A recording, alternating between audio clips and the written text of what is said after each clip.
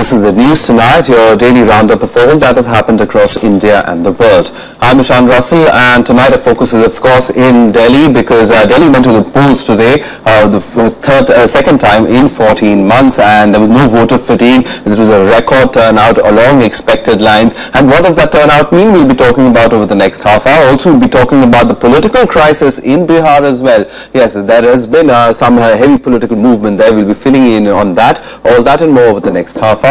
But first, the headlines we're tracking right now. Political turmoil intensifies in Bihar as JDU removes Chief Minister Jitan Ram Manjhi, Nitish Kumar re-elected as its leader in assembly.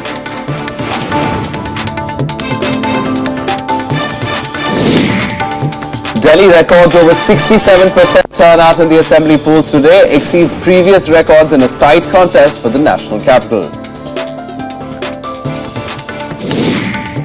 Big guns of the national political leadership, besides the candidates themselves, cast their ballots in the Delhi elections.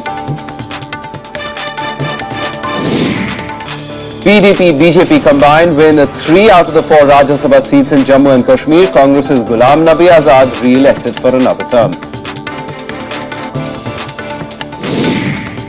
And Russia, France and Germany agree on a plan to revive a ceasefire in Ukraine.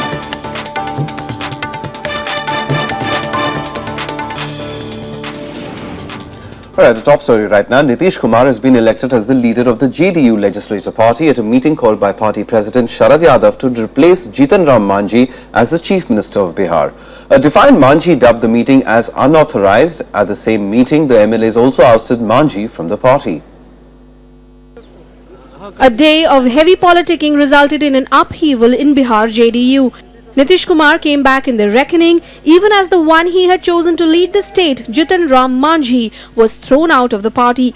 At a meeting of the JDU legislature party, Nitish Kumar was chosen to lead the party in a unanimous vote.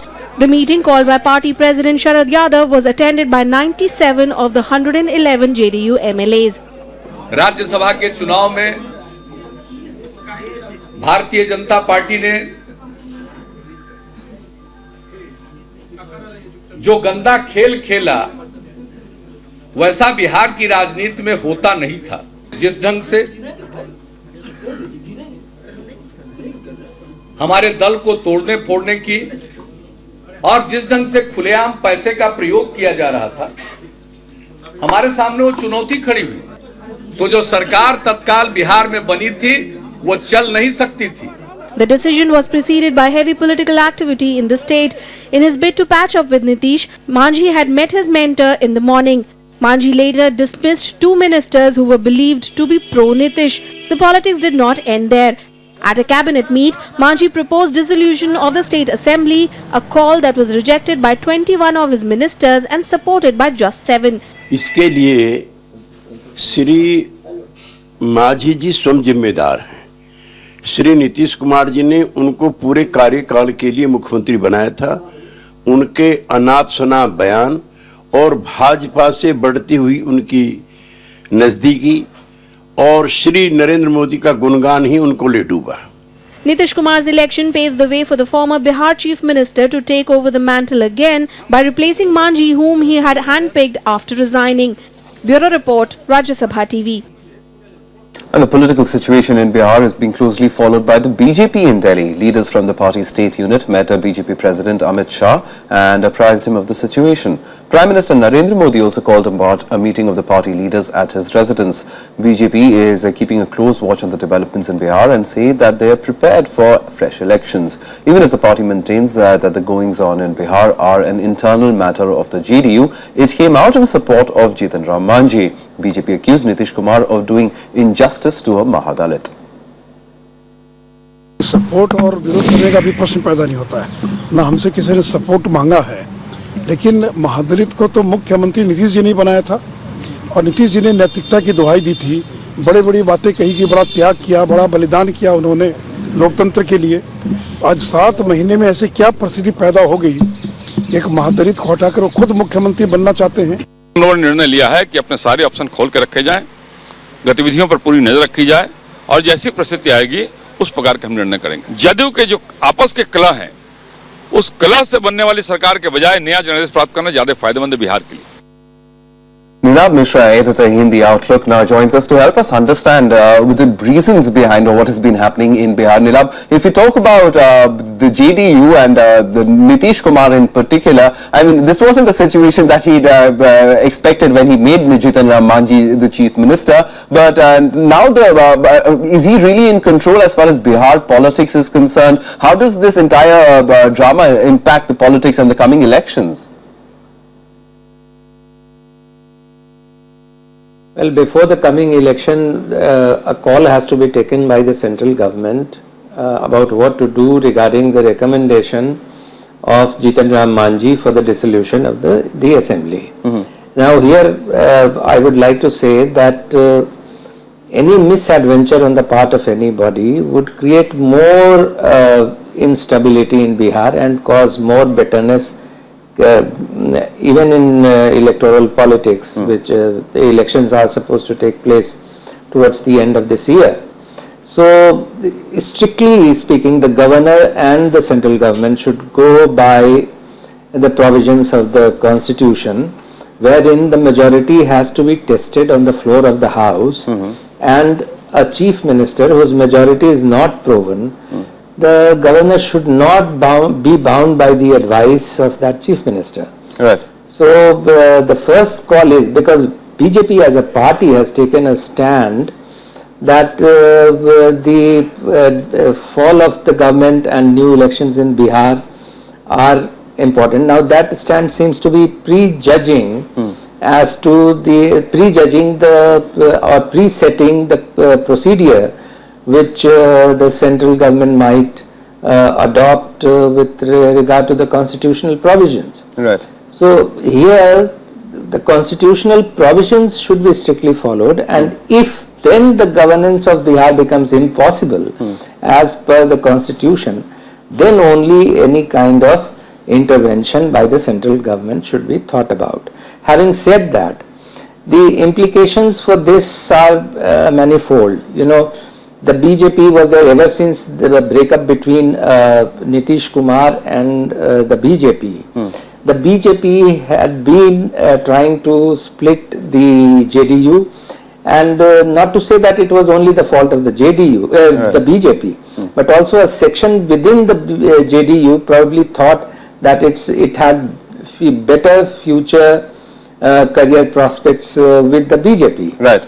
Especially the section, for instance, the upper caste, some of the upper caste leaders who are now supporting Jitan Ram Manjhi, who is a Mahadalit, and the upper caste constituency lay with the BJP, and as long as Nitish Kumar and the BJP were together, there was no contradiction in these leaders remaining with JDU, with Nitish Kumar. Right. But now probably with the resurgence of Narendra Modi, they were thinking that their future lay, a better future for them lay with the BJP.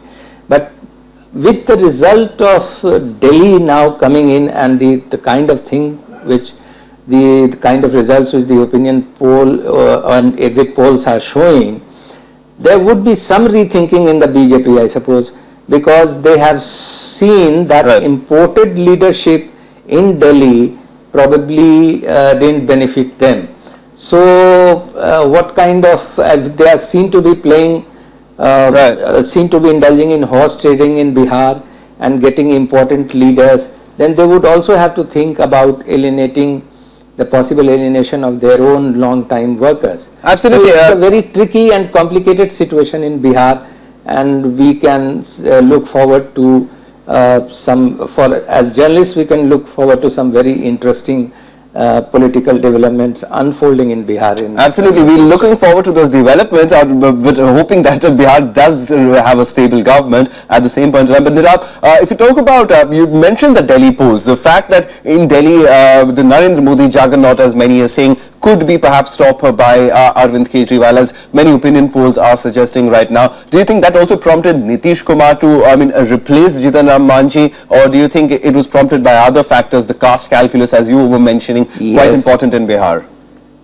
No, look, the most important factor which probably prompted Nitish Kumar into taking control of things in his own hands was the advice by his advisors that you needed a credible figure with administrative potential, with credibility with the masses to be an effective alternative to the BJP, to be an effective alternative to the larger than life projection of Narendra Modi. Right. So Jitan Ram Manjhi in that sense, in that cold-blooded sense of political calculation, didn't foot the bill. So, and he had his own, he had made various kinds of statements.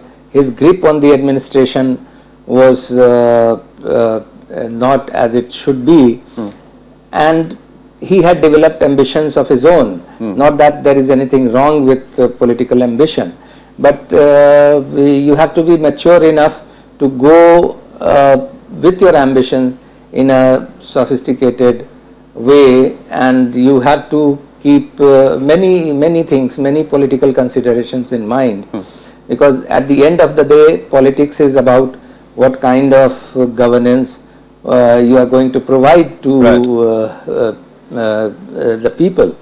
And even if you want to cater to a constituency, whether the kind of adjustments necessary or necessitated by taking everybody along could help your constituency better, or could you go in isolation? You have to take so many things into consideration, and I think Jitan Ram Manjhi probably did not display that kind of maturity. And we had been hearing rumors that the BJP had yes, in fact, they just met Uma Bharti's a couple of days ago. Other disgruntled JDU leaders. Absolutely. In fact, yes, the overtures to the BJP were certainly being made. Nilab, on that note, I'll have to wind this up because we've absolutely run out of time and we want to fill in our viewers also on what's been happening in Delhi. But thanks very much for coming in and helping us understand the political situation in Bihar. And talking about Delhi, well, over 67% of Delhi's eligible voters cast their ballot today to elect a new assembly, a new record turnout for the city. Now, that adds up to nearly 89 lakh people who voted, more than 10 lakh more than the last election in December 2013. The final test, the fate of 673 candidates, including some political big guns, ultimately in the hands of the voter casting his ballot. Voting that began at 8 a.m. was slow to start with, but picked up rapidly and had crossed the one-third mark by 1 p.m., 48% by 3 p.m. and over 60% by 5 p.m. A new record for the city is now in place. This election has been unprecedented in terms of voter turnout. It has never been in the history of elections in Delhi. The poll percentage which still will go a little bit further, but still it has crossed 67.08%. Only in 14 months we had this kind of jump with great participation of electors. 12,177 polling stations were in place for close to 1.3 crore voters across the 70 assembly constituencies of the national capital. Over 95,000 poll officials enabling smooth conduct of polling, besides the massive security deployed that ensured incident-free elections. Over 700 booths had been classified sensitive. Early this morning, the Prime Minister had tweeted calling on people to cast their ballot. He specially focused on the youth. जिसकी भी बने स्थायी सरकार बने, इस उम्मीद से हम लोग सबसे पहले उठ करके आए कि हमें वोट देना है. Safety of the women is the most important priority. I think the person should look at. मेरा तो एक जुझारू और ईमानदार कैंडिडेट होना चाहिए जो अपने क्षेत्र को काम करे. देश के लिए कुछ करेंगे, हमारी अच्छी दिल्ली बनाएंगे, स्वच्छ दिल्ली बनाएंगे और लेडीज के ऊपर जो अत्याचार हो रहे हैं उन्हें मिटाएंगे. स्टेबल गवर्नमेंट चाहते हैं जी, जो कुछ करे. बातें तो बहुत सुनते हैं 15-20 साल से, काम कुछ नहीं हो रहा. It is our right and it is our duty also. A look at some key candidates in their constituencies this time. Chief Ministerial candidates Kiran Bedi from Krishna Nagar, Aam Aadmi Party convener Arvind Kejriwal from New Delhi, and Congress's Ajay Makan from Sadar Bazar. Some other big names, Manish Sisodia from Patparganj, Sharmishta Mukherjee from Greater Kailash, and Jagdish Mukhi from Janakpuri. Also not to be missed, the continuing mind games by both the BJP and the Aam Aadmi Party. both sides talking about voter intimidation. Aam Aadmi Party filed a complaint with the Election Commission against Kiran Bedi, alleging violation of the model code in her holding a padyatra on voting day. Earlier, the BJP claimed forced voting by Aam Aadmi Party cadres lined up outside polling stations. Both rejected allegations as far-fetched.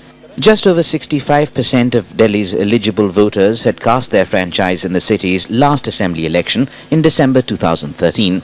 There's widespread speculation on what the turnout this time could mean. We'll know on counting day on the 10th of February.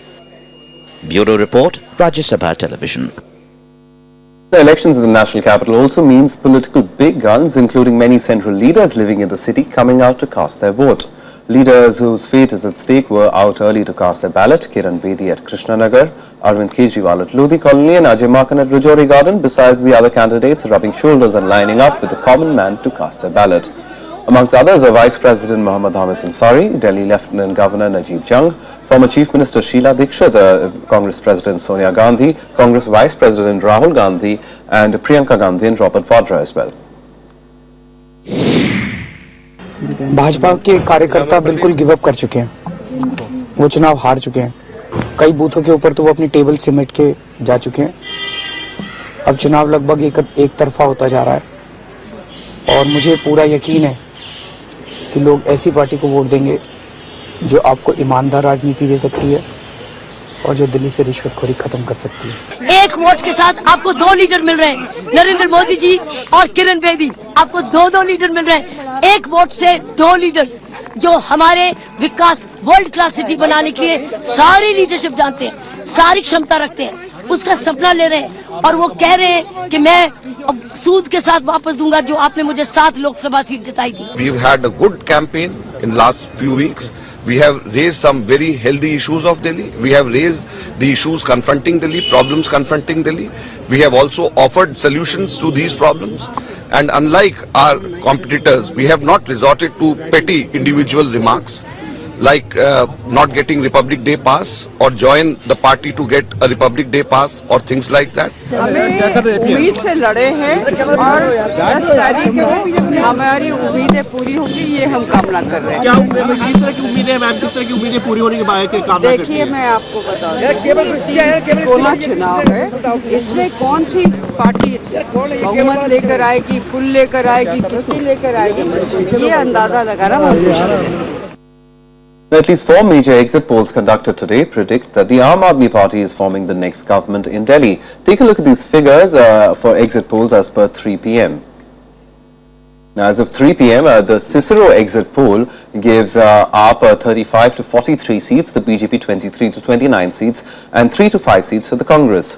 C voter is a little more conservative for the AAP, giving it 31 to 39 seats. It gives the BJP 23 to 29 seats and the Congress 2 to 5. The ABP Nielsen has predicted 39 seats for Aam Aadmi Party, 28 for the BJP and 3 for the Congress.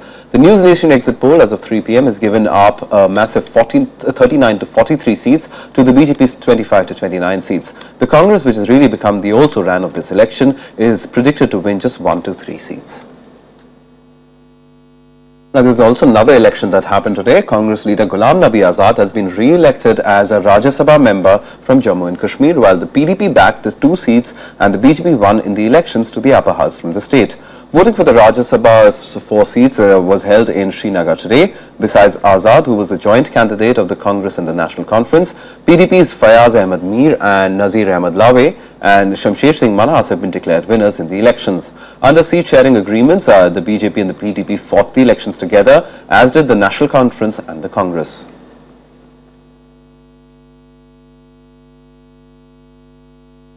We'll take a very quick break, but coming up on the other side, over 100 heads of Indian missions from around the world met in New Delhi on deciding on how to project India abroad. More on that after the break.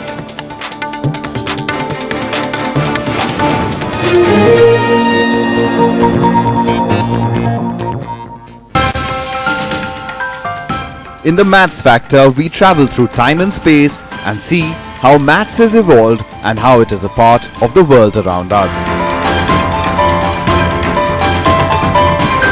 Join us on Rajya Sabha Television. Watch the Maths Factor every Sunday at 8 a.m. Welcome back. You're watching the news tonight. Now, Prime Minister Narendra Modi today inaugurated a conference of Indian missions in Delhi. Over 110 heads of Indian missions participated in the conclave. Modi, in his address, spelled the ways in which diplomats can contribute to the country's development. With the theme Diplomacy for Development, the meet brainstormed the projection of India abroad and the perennials of foreign policy. The conference that first took place in 2007 is now an annual meet where ministers interact with ambassadors and high commissioners. External Affairs Minister Sushma Swaraj was also present at the conference. और 4 सूत्र इन्हें दिए कि सबसे पहले तो ये स्वयं इन सभी योजनाओं को विस्तार से समझें। उसके बाद ये अपने अपने देश में किन क्षेत्रों में उन देशों की क्षमताएं हैं उनको चिन्हित करें, आइडेंटिफाई करें। फिर यहां से लौटने के बाद अपनी सरकारों से और अपने वहां के उद्योगपतियों से भारत में भागीदार बनने के लिए प्रेरित करें। और चौथी बात हमने जो इनसे कही वो ये कि अगर इस देश के कोई नियम आपकी इस भागीदारी में बाधक बन रहे हैं या आपके कोई समझौते अधूरे पड़े हैं या कोई और रुकावट आ रही है तो आप हमें बताएं ताकि हम उसको भी यहां से दुरुस्त कर सकें। Some international news now. Russia, France and Germany have agreed to work on a peace plan to end fighting in Ukraine. Vladimir Putin, François Hollande and Angela Merkel discussed the plan, which is thought to be an attempt to revive a September ceasefire signed in Belarus. The three leaders will speak to Petro Poroshenko to discuss the plan on Sunday.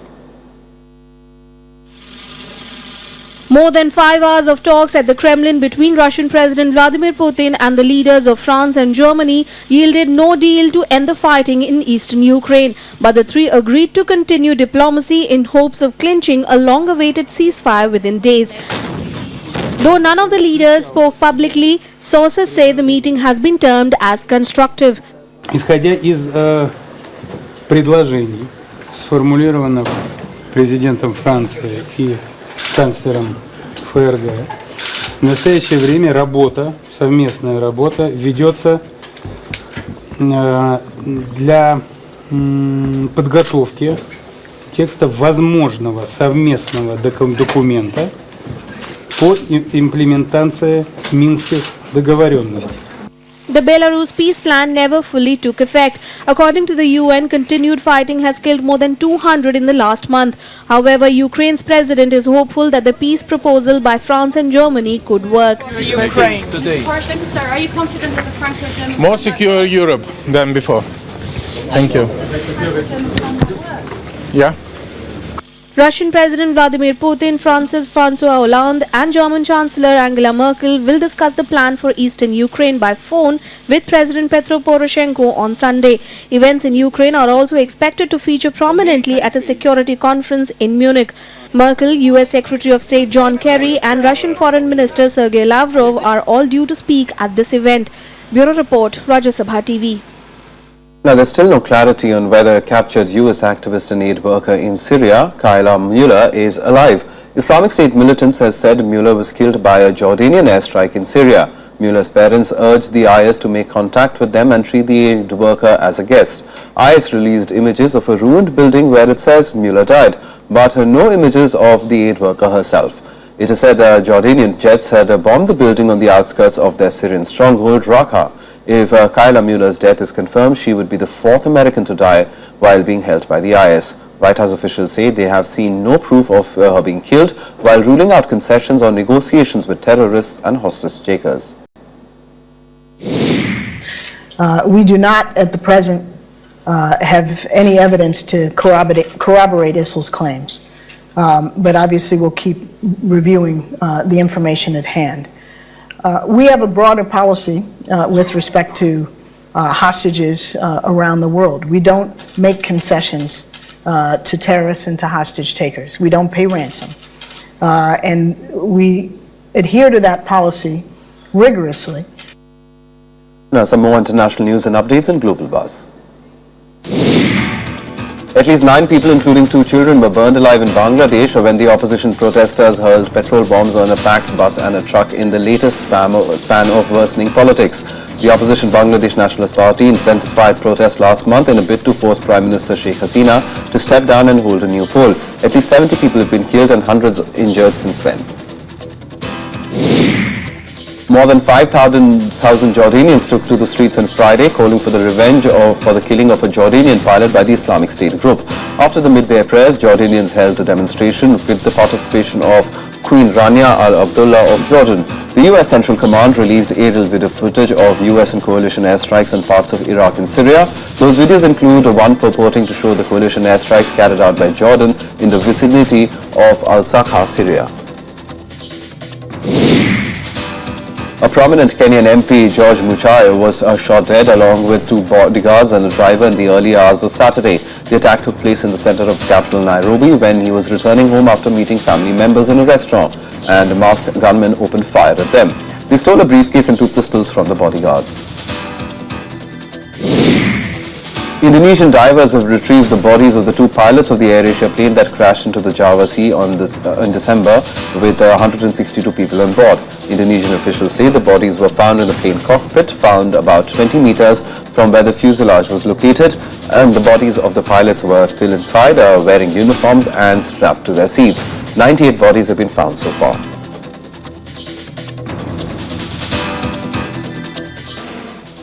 Well, some sports now, and in what may be a major setback for India's World Cup hopes, India's most senior pacer, Ishant Sharma, has been ruled out of the tournament due to a knee injury. Sharma was the only one among the four injured cricketers who failed in the fitness test. The injured quartet of Ishant Sharma, Rohit Sharma, Bhuvneshwar Kumar and Ravindra Jadeja went through rigorous fitness drills, and Ishant, who played last during the Boxing Day test match in Sydney, was clearly not in his best physical condition.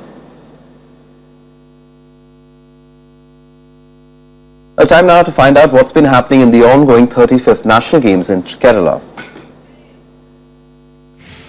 The row triggered by alleged lapses and corruption in the conduct of the ongoing 35th National Games in Kerala refuses to die down.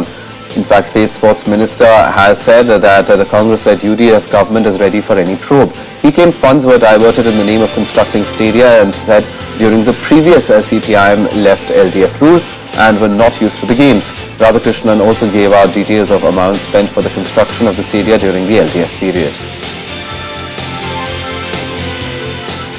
Gymnast Deepa Karmakar today won a total of 5 gold medals for Tripura at these games. Karmakar, the first Indian woman gymnast to fetch a Commonwealth Games gold, clinched the yellow medal in individual all-round table vault, balancing beam, uneven parallel bars and floor exercises. Deepa accumulated 52.100 points in all. Ace shooter Vijay Kumar filed a golden double for the second time to end his campaign with a rich haul of 5 golds and 1 bronze medal. At the shooting range, Vijay stood head and shoulders above competition to bag both the team as well as the individual gold medals in the 25-meter rapid fire. Let's have a quick look at the medals tally in the game so far. Services SCV continued their domination in the overall standing with 42 gold medals and a total of 67 medals. Maharashtra and Haryana are at second and third spot respectively with 26 gold medals each. Host state Kerala bagged their 16th gold today and are in the 4th position. Well, that's the news tonight. Good night.